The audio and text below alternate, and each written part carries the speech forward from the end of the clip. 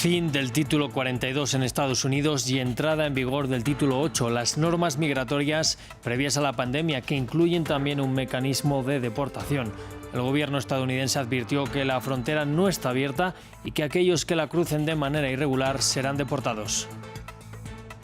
Aumenta la desnutrición infantil en Haití y una de las responsables de ello es la violencia de las pandillas. UNICEF reveló un informe en el que explica que este flagelo reportó un 30% más de casos respecto al conteo anterior. Tenemos las opiniones de este organismo. La frontera entre Colombia y Venezuela verá aumentada la cantidad de oficiales instaurados en sus pasos fronterizos. Este acuerdo es parte de los resultados de la reunión de los ministros de defensa de ambos países en Caracas.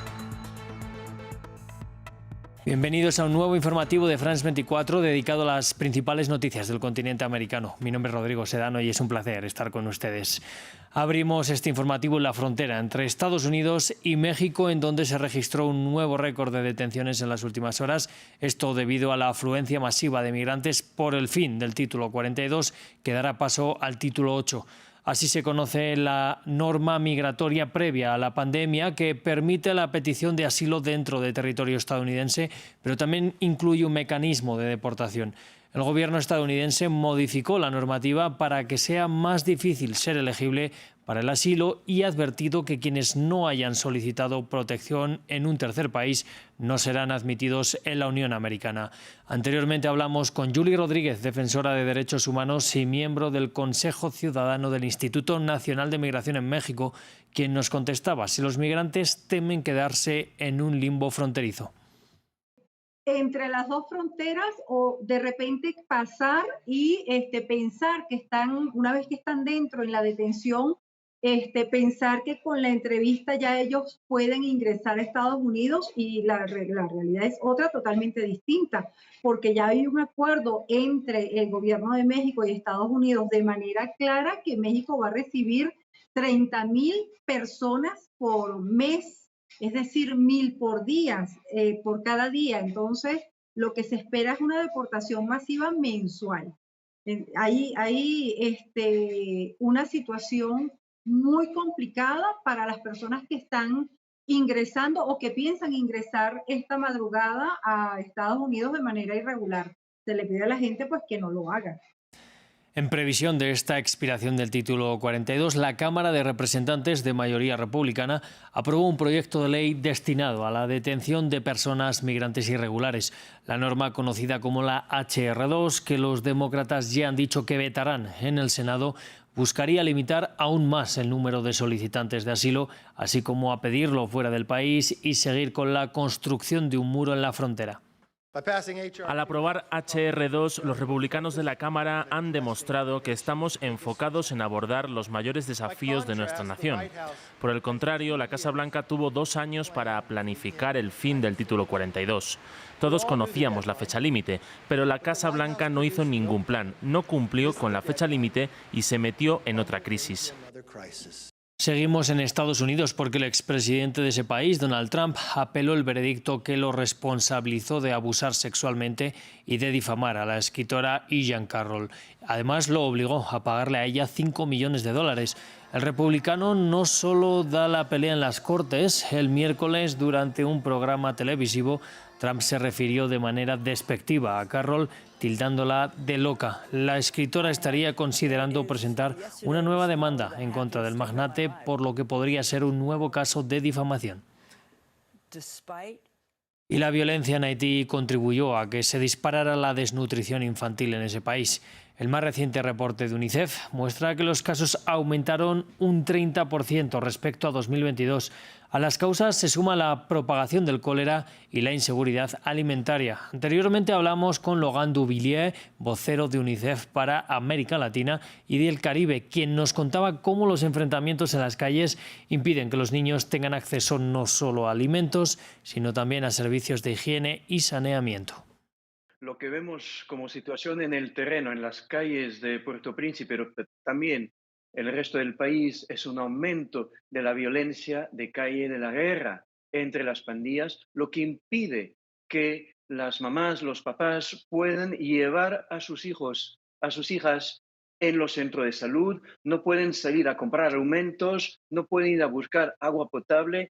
Y esos elementos, esos ingredientes, desde hace meses y meses, ahora conllevan una situación de deterioro de la situación humanitaria y un aumento significativo de la desnutrición aguda, grave de estos niños. Estamos hablando de un aumento de 30%, es enorme, en menos de un año, y son niños desnutridos que viven en una situación de supervivencia.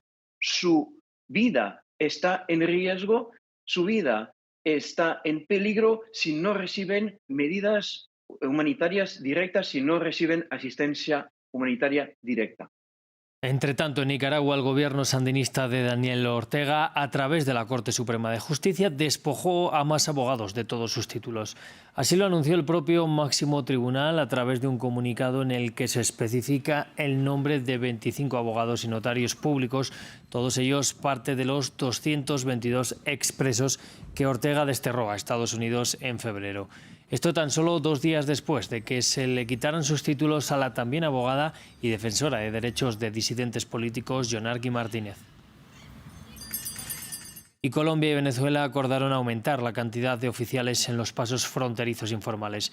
Este es uno de los resultados de la reunión de los ministros de defensa de ambos países, quienes dialogaron en Caracas. Además, Venezuela entregará 3 embarcaciones colombianas que estaban retenidas desde 2020. Ramiro Cuevar Verena nos amplía.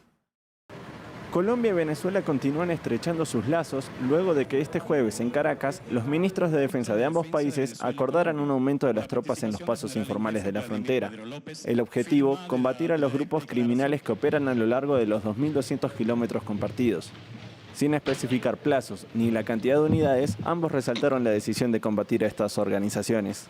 Le transmitía al señor ministro Padrino este propósito, que es una decisión del presidente Gustavo Petro, de enfrentar las finanzas criminales con la mayor contundencia posible, como lo venimos haciendo en Colombia y se viene haciendo en Venezuela.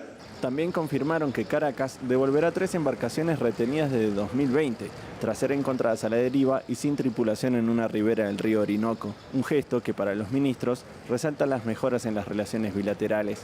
Pero hablando en privado, estábamos admirados de lo rápido que hemos avanzado y de cómo hemos sanado aquellas heridas para avanzar, para construir nuestro futuro, nuestro bienestar colectivo, nacional. Desde la asunción de Gustavo Petro como presidente colombiano, las relaciones con Venezuela se han reactivado, incluyendo la reapertura de fronteras terrestres y el patrocinio de reuniones para solucionar la crisis política venezolana. Nos vamos hasta Perú, en donde hoy habló el expresidente Pedro Castillo, quien se pronunció sobre su situación tras ser detenido el pasado diciembre de 2022. Esto luego del fallido autogolpe tras decretar el cierre del Congreso. Castillo aseguró este jueves ser un preso político que no cometió ningún acto de rebelión, ni menos de conspiración, porque no se levantó en armas.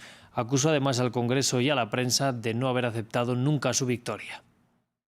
Yo no me levanté en armas. El día que yo leo ese mensaje, esa proclama, ni siquiera tenía un cortador de uñas en mi mano.